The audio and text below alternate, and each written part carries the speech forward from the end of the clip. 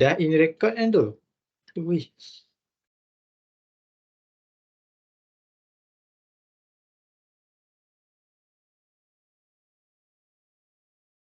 So feedback apa yang korang nampak? Nampak slide tak? Nampak slide, nampak muka aku? Nampak. Dua-dua Okay. Nice. Bismillahirrahmanirrahim. Assalamualaikum warahmatullahi wabarakatuh. And thank you to my friend for willing to hear about my speech. My name is Syaiful Alif bin Syaiful Rizal, number matric 2022842024, are about to present the speech about the impact of music on human behaviors.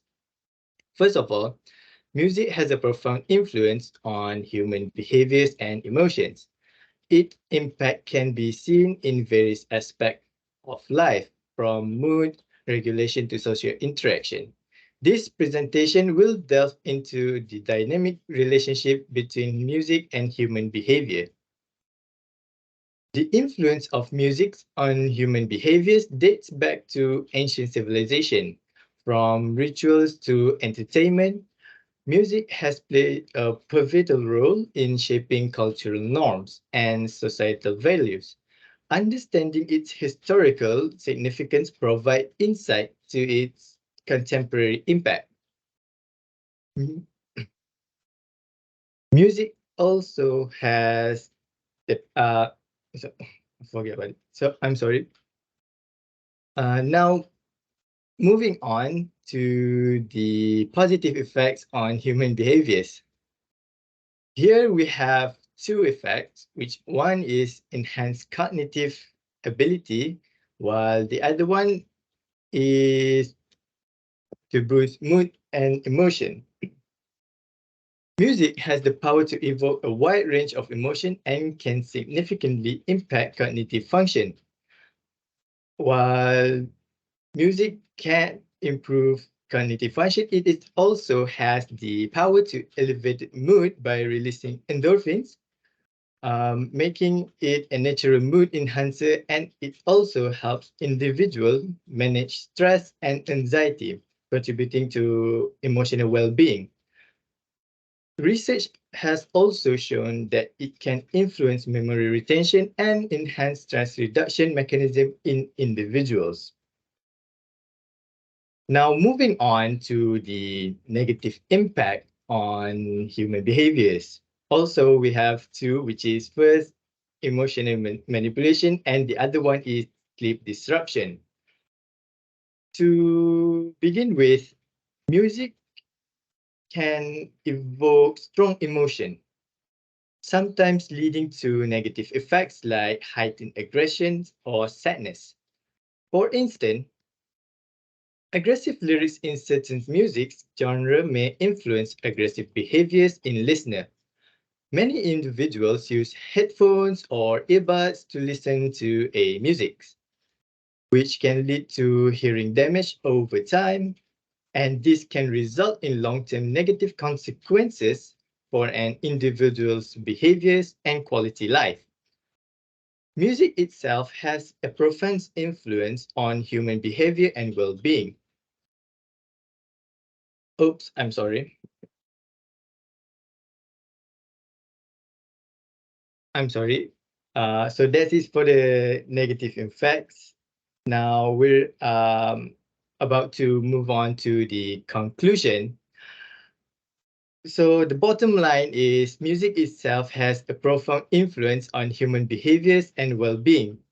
Extensive research also highlighting both the positive and negative effects of music on human behavior.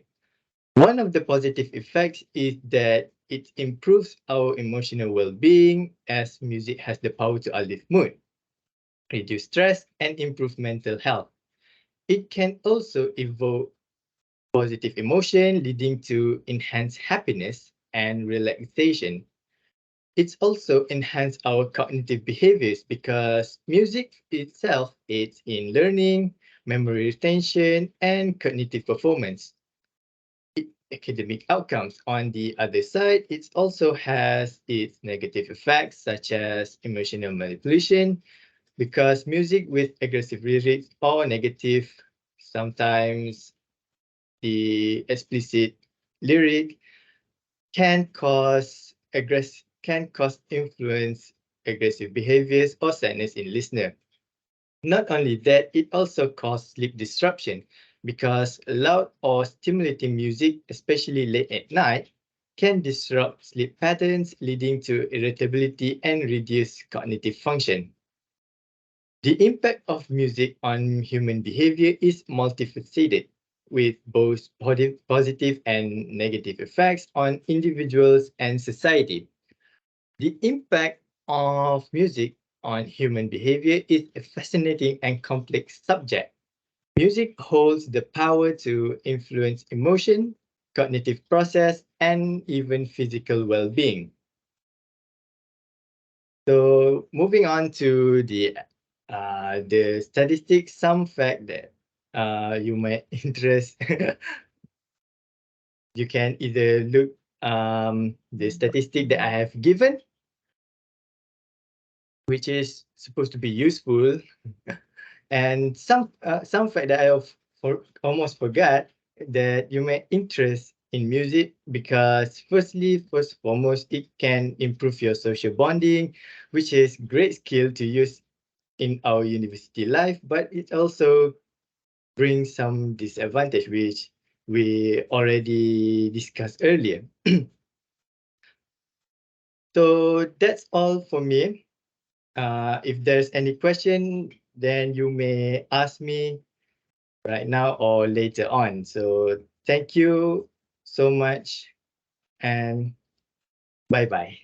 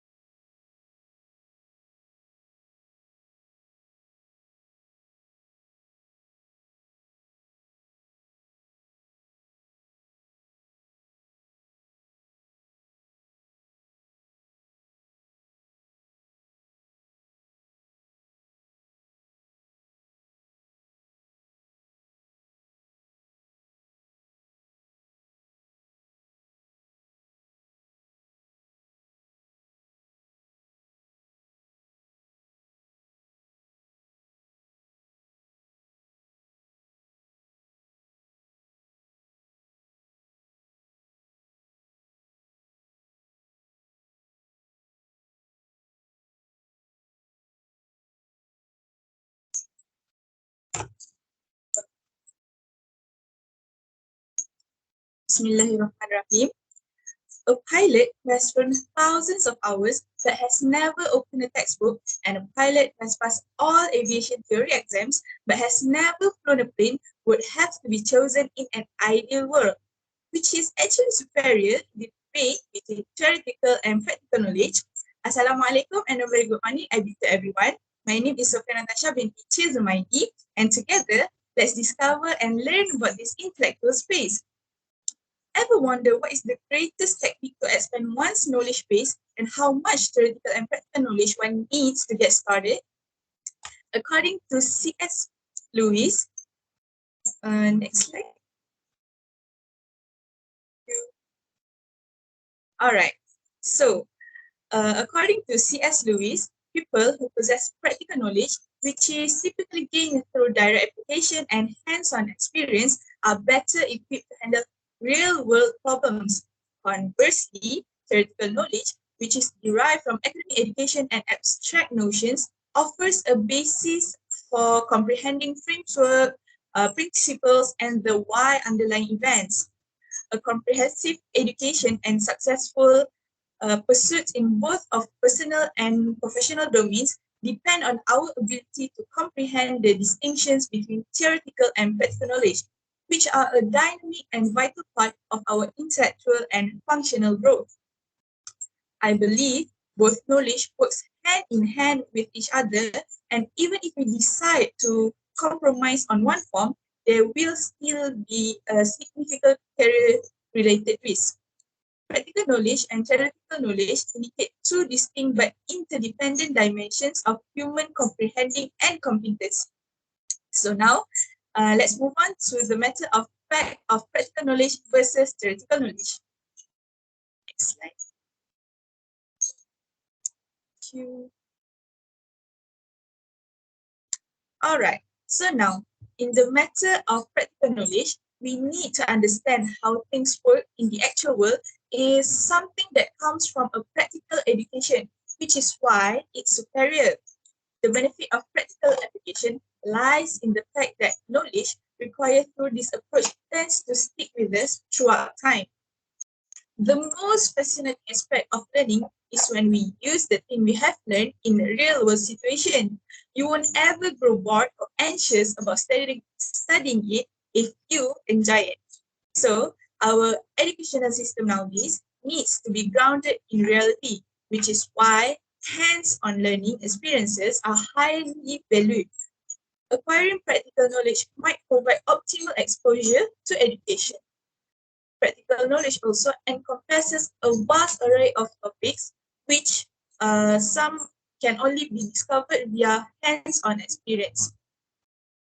So, there is a study by BBR, Brazilian Business Review, asked students who were in their final or had just completed their final semester of undergraduate accounting courses about their opinions regarding their training in accounting. Of those students, 71.1% said that mastering accounting practices was extremely important. 26.3% said that it was relevant. 1.3% said that it was little relevant, and 1.3% said that it was irrelevant. So at this point, you have all learned about something regarding practical knowledge. Now let us discover theoretical knowledge. Slide.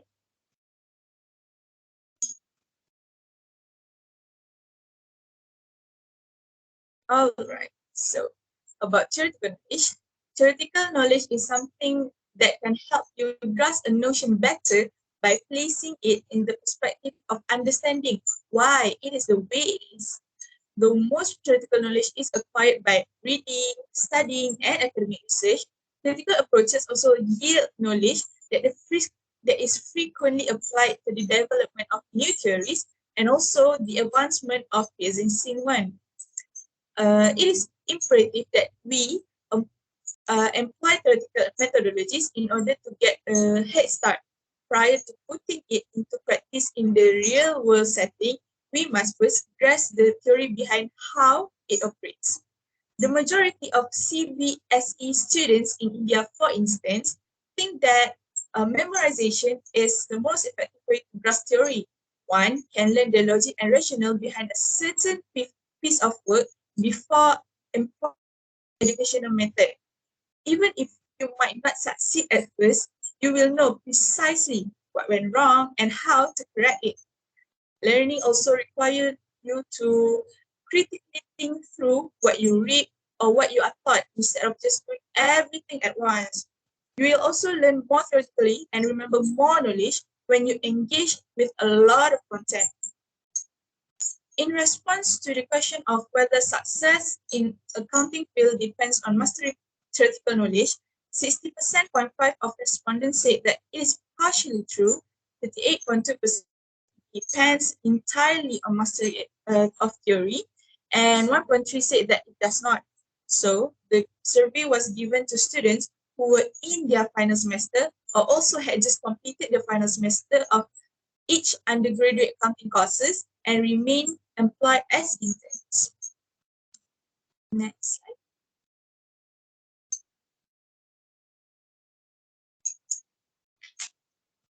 All right, so to wrap up my remarks for the day, let me share a proverb that Anton Chekhov once said. Knowledge is worthless unless you put it into practice, and practice is never possible without deep knowledge. In this debate about theoretical and practical learning, implementing both approaches at the same time is more important than undervaluing or defending just one. As you can see here, I have a few of my friends helping me to show some of the recommendations of my survey. First thing first, you need to take a step back and consider your learning objectives. If you notice that you are growing disinterested theory and gravitating towards more practical approach or vice versa. Not only that, worldwide educational establishments also should not limit their instructions to imparting knowledge found in textbook or teaching students how to do research. Incorporating hands-on training into core curriculum should be another priority. I would also suggest that theory testing and refinement are possible only through the practical application of theory, which makes theoretical knowledge flexible and applicable. So to have a comprehensive grasp of the world and to acquire practical abilities, theoretical and practical knowledge must relate to one another. Accepting both facets improve our capacity for creativity, problem solving, and also adaptation and well-informed decision making in a complex and dynamic world. That's all from me. Thank you.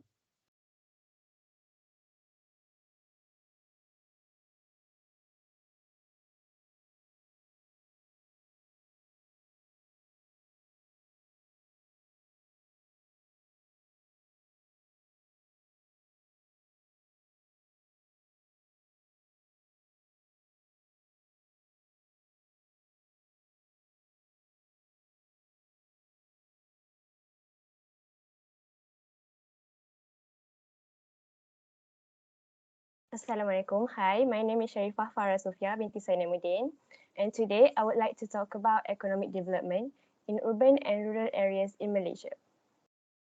Do you know the Malaysian, slide? Okay. Do you know the Malaysian Ministry of Finance reports that the country's economic growth by 5.6% in the first quarter of 2023, which is greater than 2022 and significantly better than other Asian countries such as China and Vietnam. I believe that Malaysia's economic growth has been significantly influenced by the evolution of both countries' rural and urban areas. The government of Malaysia has been utilizing several elements to maintain balanced economic development throughout the nation despite global challenges. Let's move on to the development in urban area in Malaysia.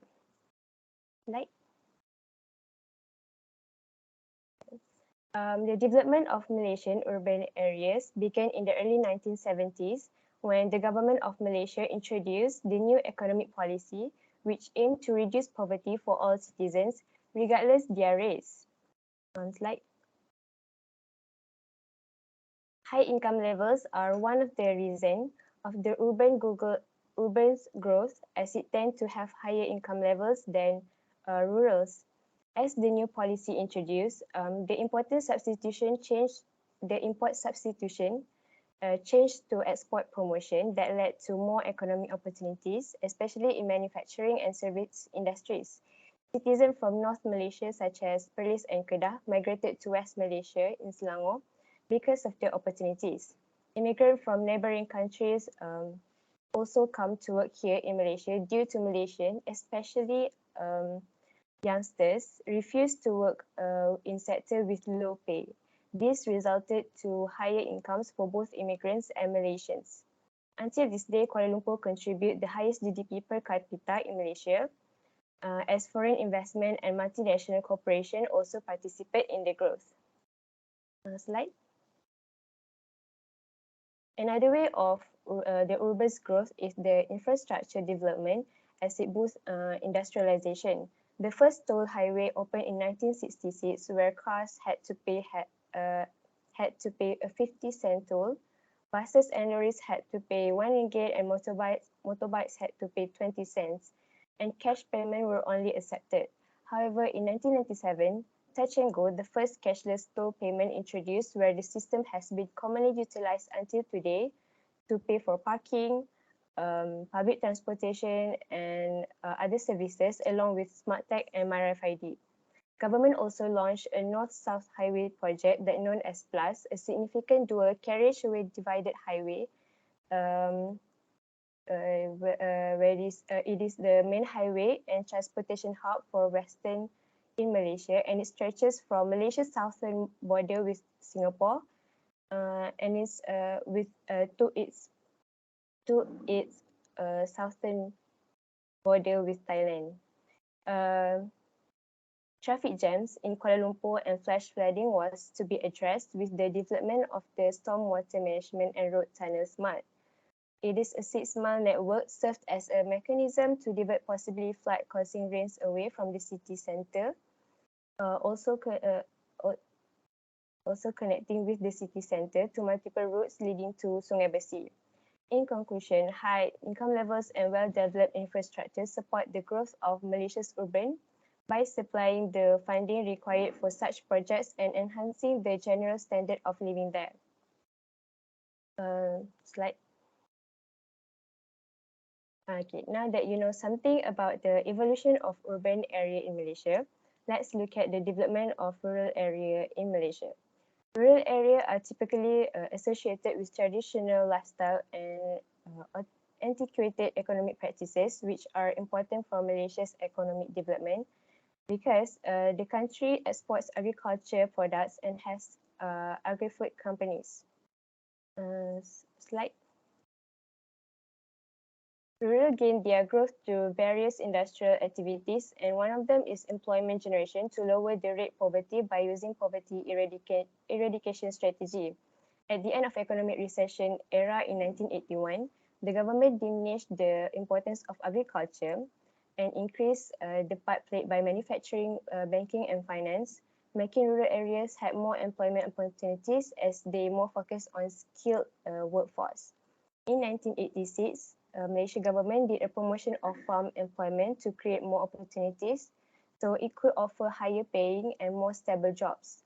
As a result, until today, based on the chart, according to statistics of the labour force, unemployed rate decreased from 3.55% in May to 3.4%. Employment rate 2023 predicted to 68.6% with 20 million people in Malaysia employed. Right?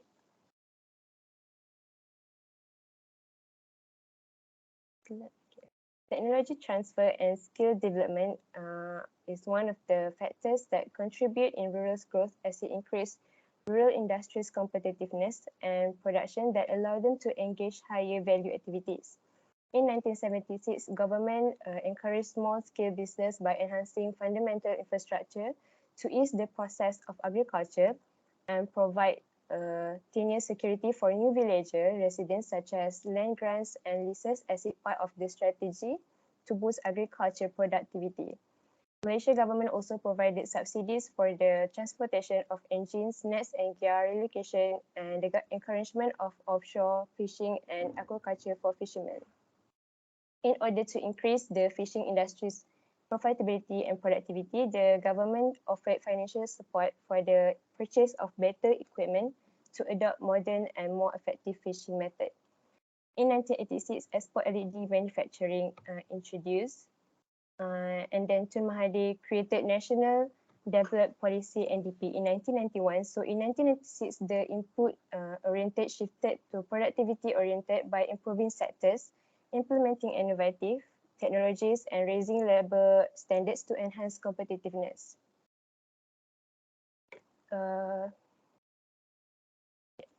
Slide.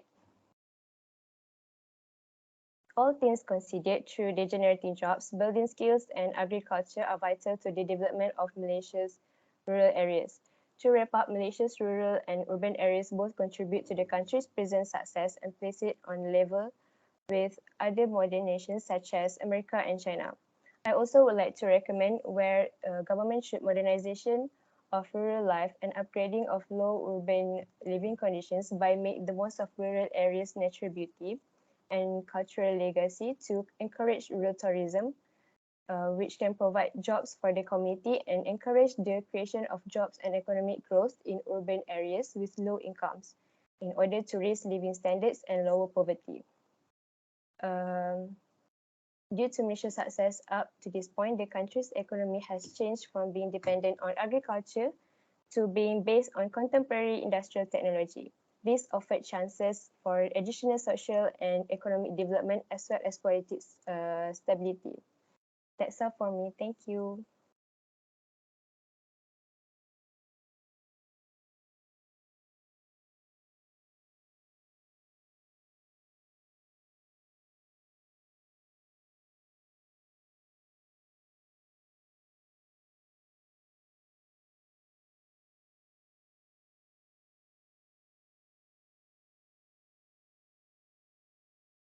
Tak dengar.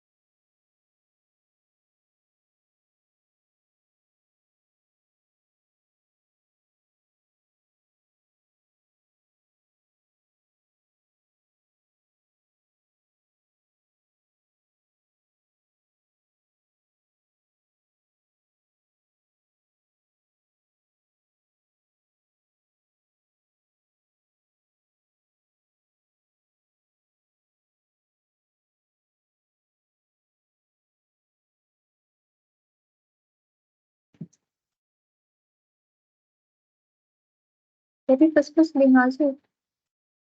Kalau dia tak dengar. Dia check setting kat laptop balik. Ataupun setting dekat Teams ni.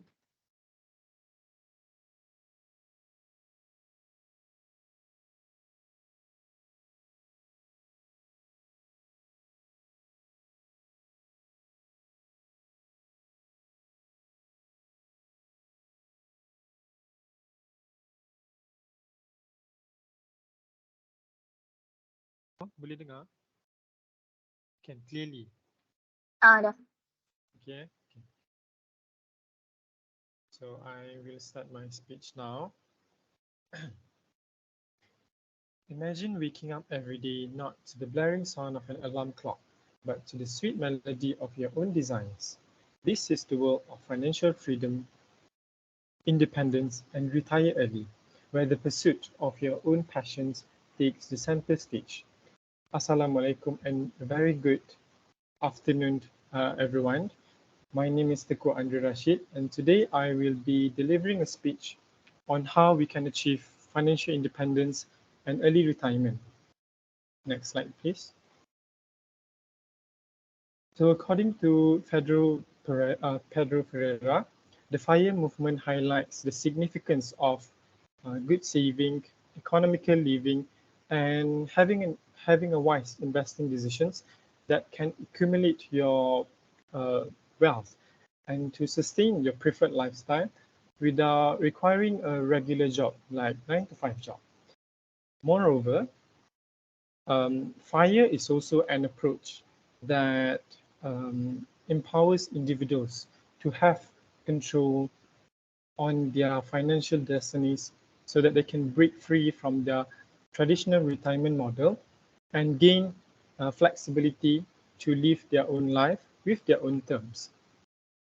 As for, next slide, please. As for many FIRE savers out there, they believe that the ability to choose when to work is more important than saving for an early retirement. So I guess many people think that achieving FIRE is not that simple, but for me, I believe that the best results can be obtained by knowing the right approaches and by being extremely diligent and determined about it. So let's move on to the approaches of FIRE. Next slide.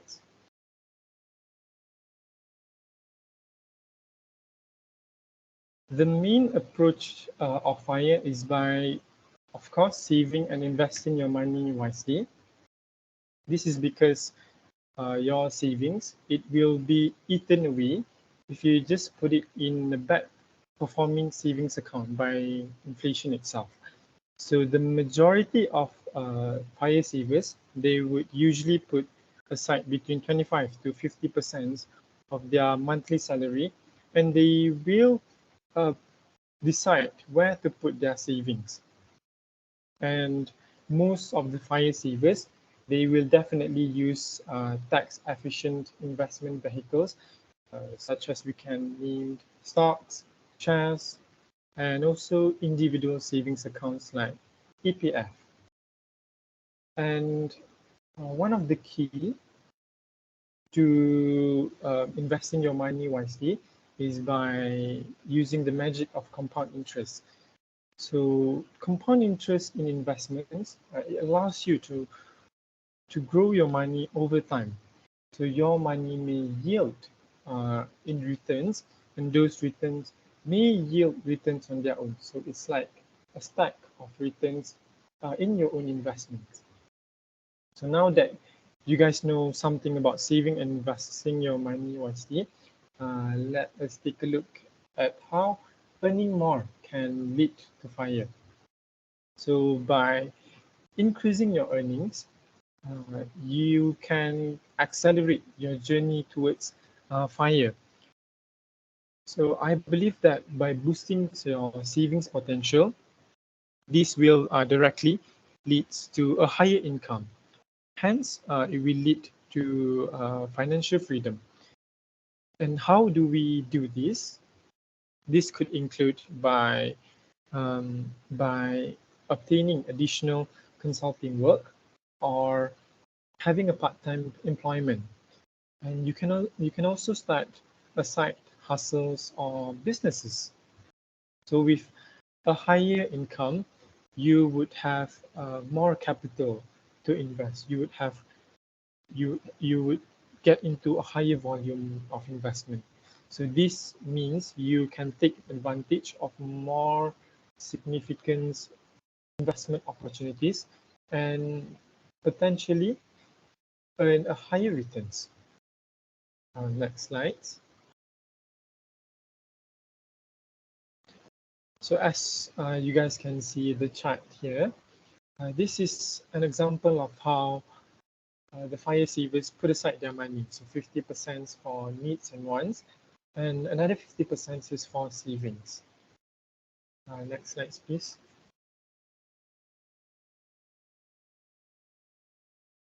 So to conclude my speech today, it has proven that the FIRE movement has reshaped our view or perceptions on financial independence and retirement. So how can we see that? How can we implement this FIRE into our own financial mindset? The first one is we can set a clear financial goal that can lead to a more organized FIRE movement. This can start by defining your own financial objectives and also retirement timeline. So you can consider factors like at the age you want to retire, the lifestyle you want to have in retirement, and any financial milestone that you want to achieve along the way. So besides that, we also can create a comprehensive budget that tracks your incomes and also your expenses. So the FIRE movements, I have seen that it represents a unique approach to personal finance and retirement planning. So you guys have to remember that financial independence and early retirement are such an achievable goals for anyone who is committed to the journey. So that is all from my speech today. Thank you very much.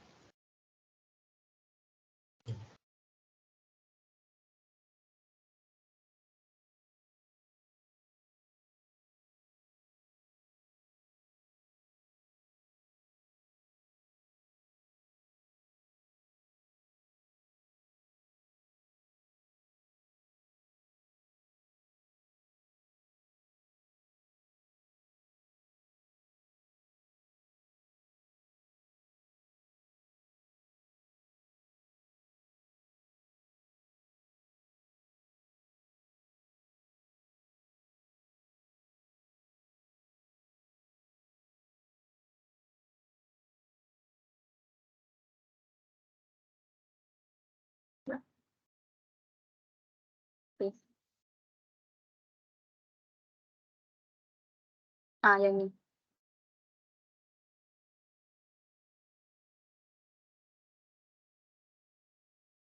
Tinggal lagi.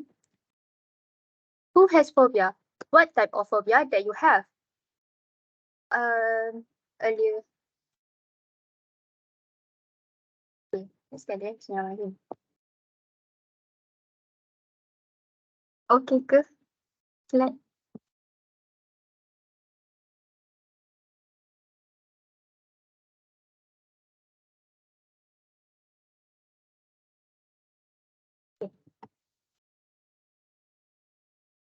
Who has phobia? What type of phobia that you have?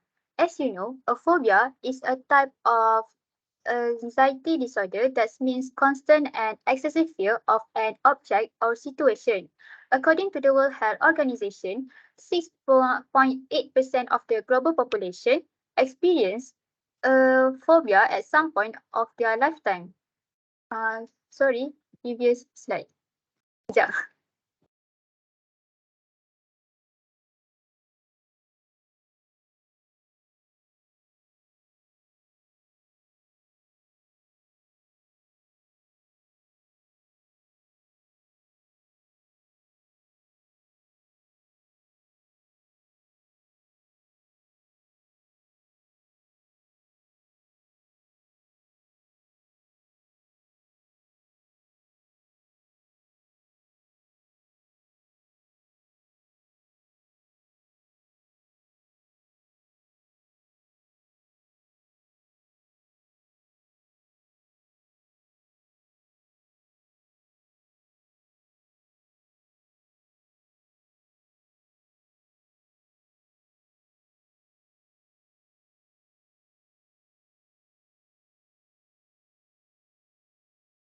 Sekejap, saya send my.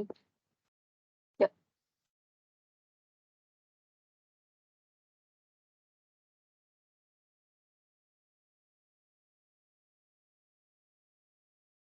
It's okay.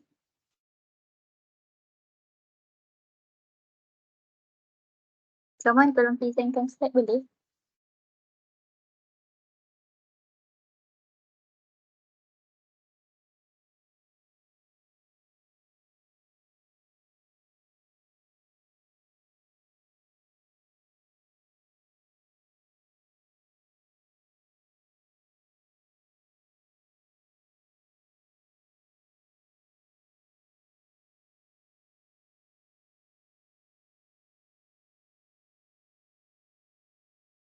Seorang boleh tolong presentkan slide. Saya ada send dekat Telegram.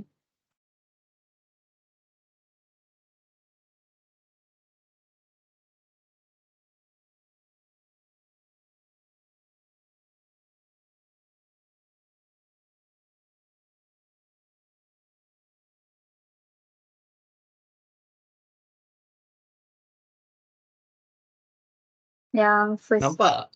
Nampak? Thank you. Okay. Yang first slide. Okay.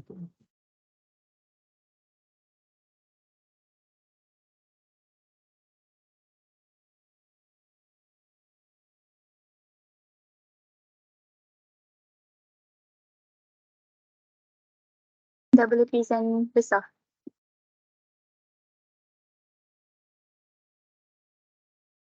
Boleh tak Syaiful tekan yang besar tu, yang present slide tu?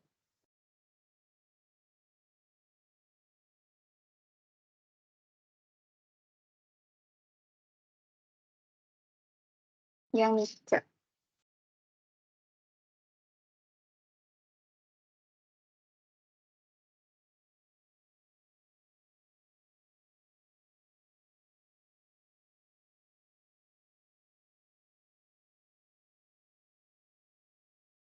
Tekan yang tu.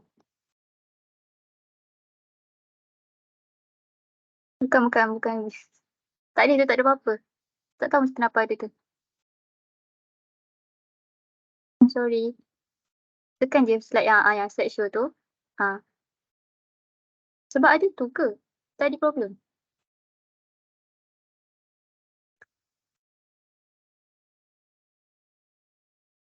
Tak apa, tekan je present. Yang slide show tu. Tak boleh ke? Tak dengar lah saya cakap apa.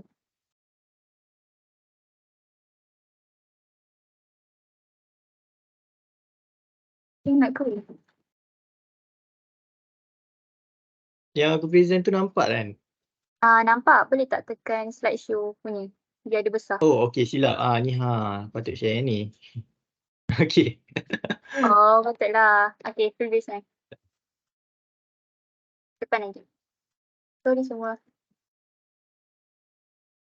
Nanti aku edit video bagi kat. Okay, bismillahirrahmanirrahim. Who has phobia? What type of phobia that you have? As you know, a phobia is a type of anxiety disorder that means a constant and excessive fear of an object or situation. According to the World Health Organization, 6.8% of the global population experience a phobia at some point in their lifetime. I have one taller friend who has a good body shape and very brave and also handsome. One day, we hung out at the restaurant and started talking about random things. When he actively shared stories, suddenly he stopped talking. He looked down anxiously and then he jumped off his chair. Do you know why? Because there was a kitten around his feet. Next slide.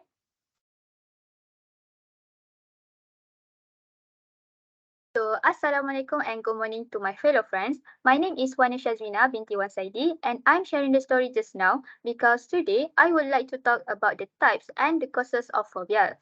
Although there is no permanent solution for phobia, learning about the different types and causes of phobia can help people manage their fears and live more fulfilling life. Now, let's move on to the first type of phobia, which is animal phobia. Next slide. Okay. Animal phobia, also known as zoophobia, are a type of a specific phobia which is an intense and irrational fear of a specific object or situation. Next slide. According to some studies, women tend to have higher rates of animal phobia than men. One study found that 61.49% of female students and 38% of 0.51% of male students had zoophobia, which is the fear of animals in general. However, the statistic may vary depending on the type of animal, the culture, and the age of the group of the participant. Although the specific causes of animal phobia are unknown, a combination of environment and genetic variables are considered to be involved. Individuals who have a family background in phobia are more prone to developing phobia themselves. Alright, the example of animal phobia is ornithophobia, which means the fear of birds and chickens. You will scream and run fast when the chicken chases you. Secondly, arachnophobia means fear of spiders. You will afraid when you see a spider and automatically your heart will beat fast.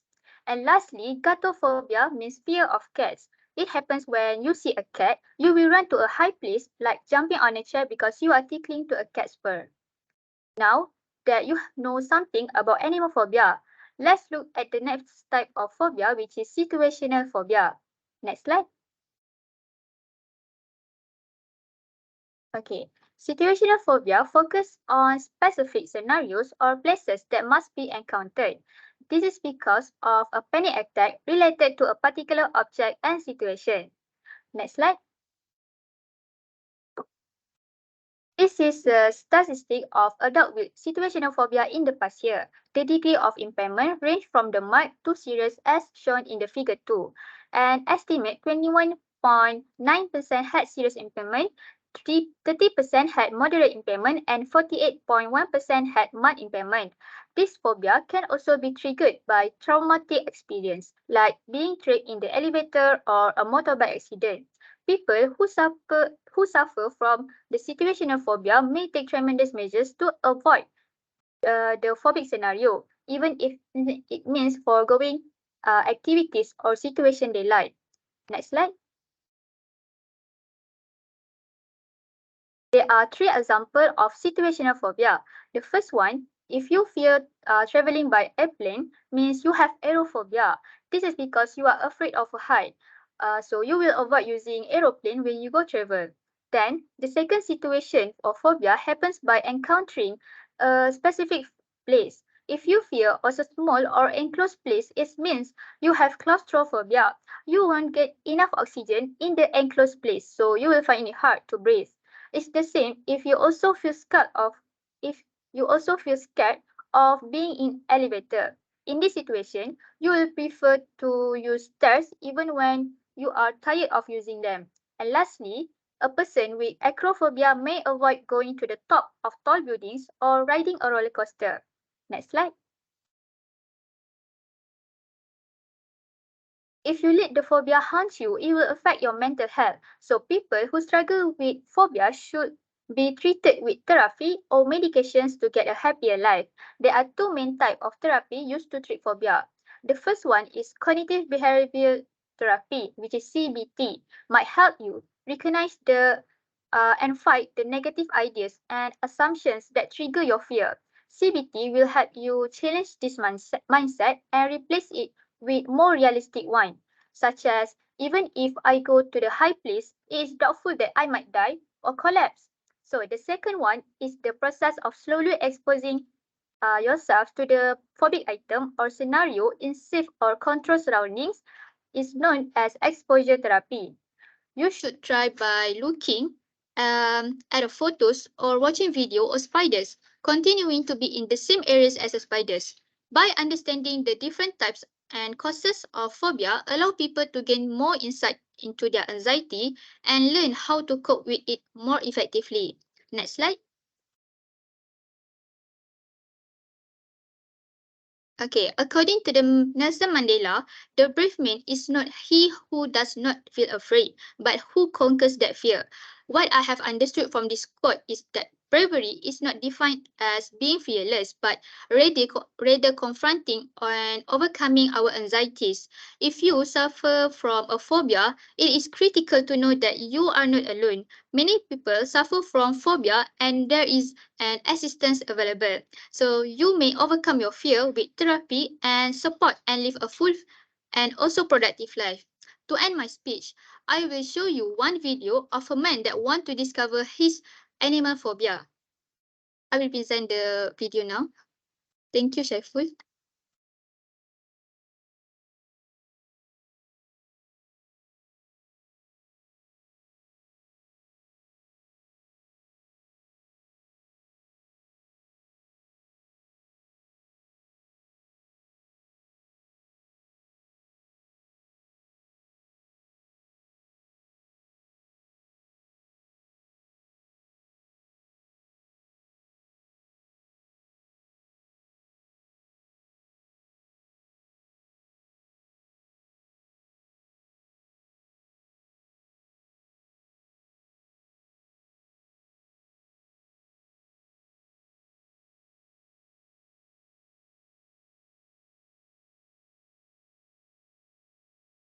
So that's all from me. Thank you for lending me your ears.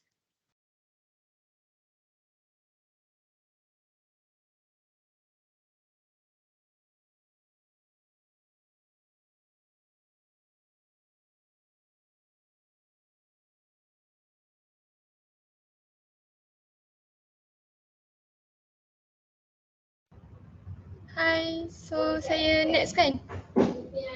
Boleh dengar kan? Yes, yes. Lag tak?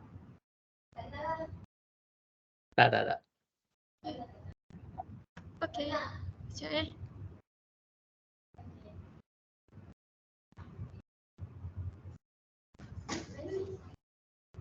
Tak ada ke? Bukan dalam zip lagi satu. Sorry.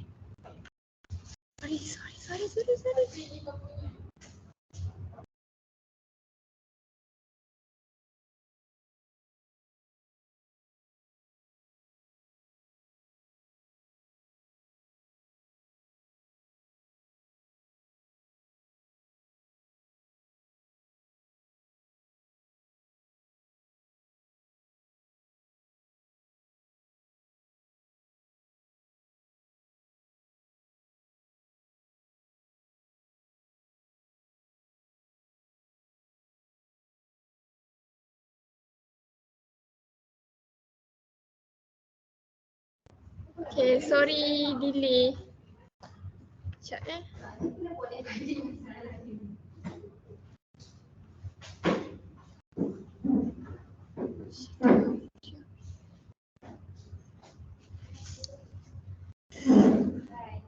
Bye.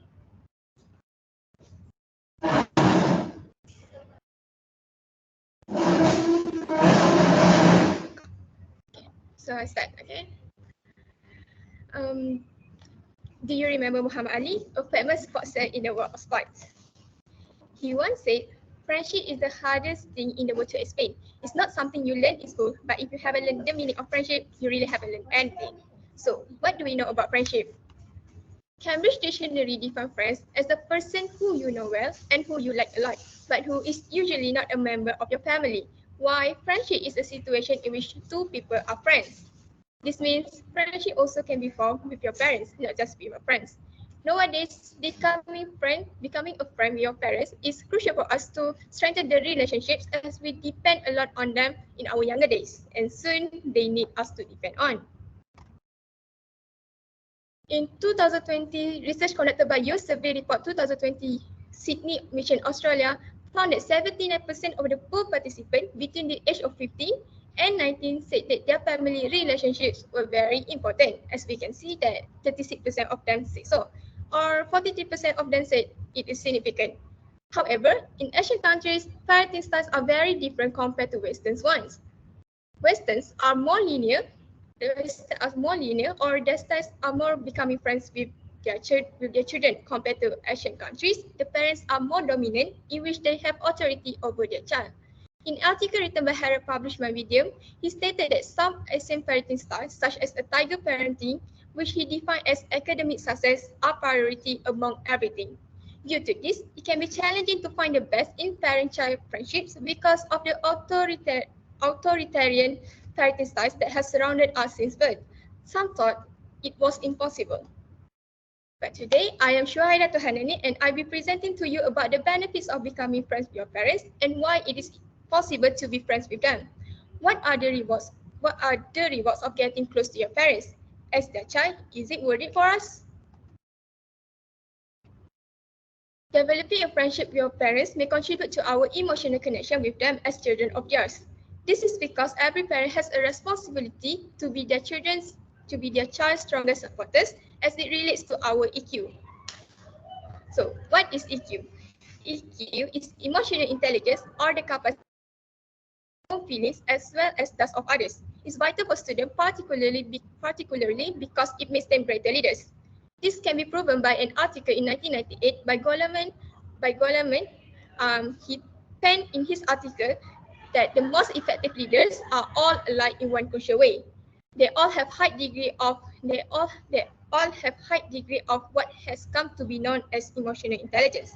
However, many of us have suffered from mental health conditions including anxiety, stress, and depression since COVID-19, and even as we get older, some of us are still unable to cope with it. According to a 2019 National Health and Morbidity Survey study, 424,000 Malaysian youngsters suffer from mental illness. I could say that it is quite high. However, it seems to be a no for us as students. Did you know that stress could affect our EQ?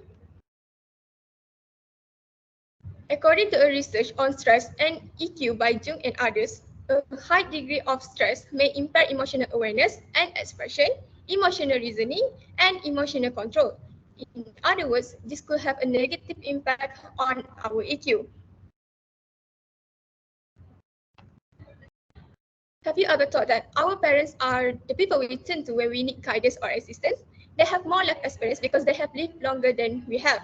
They see the world differently than we do. Their different vision of life may enable us to view situations from many angles and influence our decision-making process. For example, for career life. In the journal by Honor Shapoke, 2023, a quotation by Nevin 2009 claims that the closeness of parents with their children affects career exploration. It was discovered from this research as well that many students stated that their parents serve as inspiration for them in pursuing their ideal careers. Thus, it makes them function as advisors and guides for our career decision. Being friends with your parents could help reduce the stress as they will become our biggest EQ supporters by listening to us.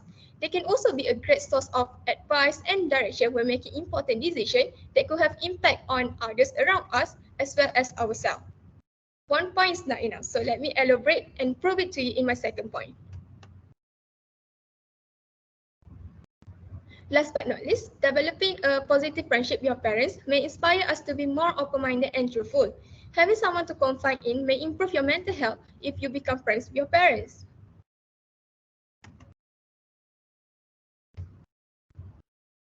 Research conducted in Malaysia by Crabtree and Chong in 2000, as well as by Chong and others in 2030, demonstrated that between 9.6% and 35% of the population does not receive assistance when they need it.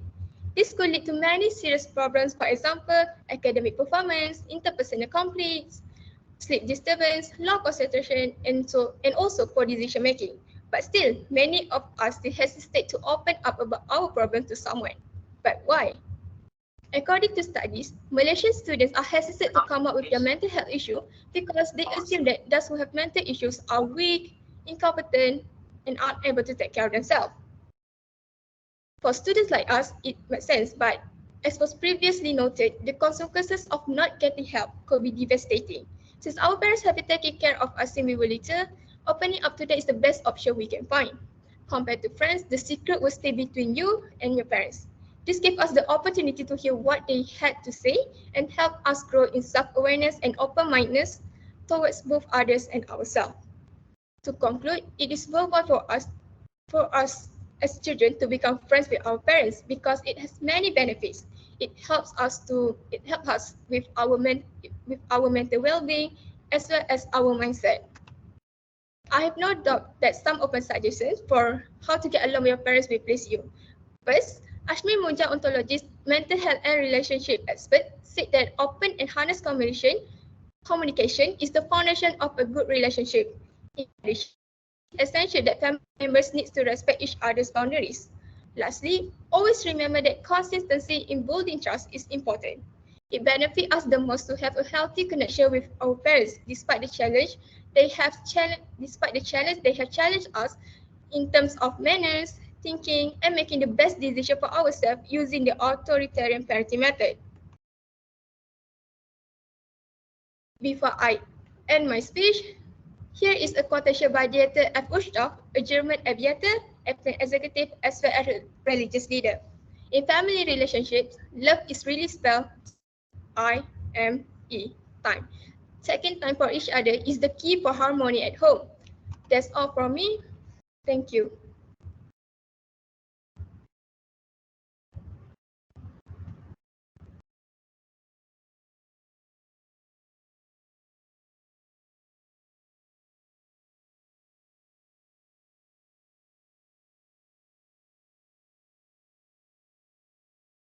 Okay, so habis kan? Dah, nanti biar aku yang submit lah video ni. So aku nak cut sikit part aku. Okay. Sekejap. Nanti kira apa kalau stop record ni Cut. Apa? Tapi instruction cakap dia tak nak cut. Dia tak nak tengok ada cut. Ya, so tak apa ke yang tadi tu banyak delay? Dekat aku punya Aku pun banyak delay juga. tak Kalau tegur macam tu tak rasanya. Guru lain macam pun tu part tak dia apa. delay juga. Okay. End recording dulu.